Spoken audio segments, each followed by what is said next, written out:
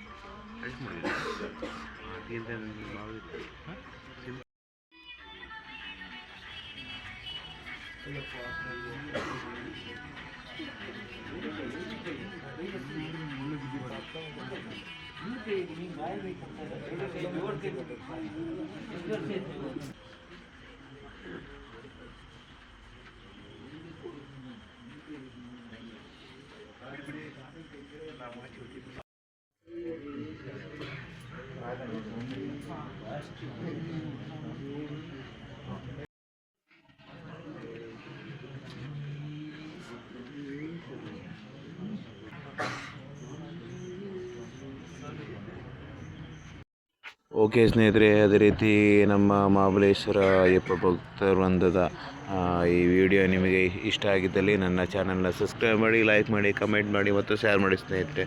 Thank you.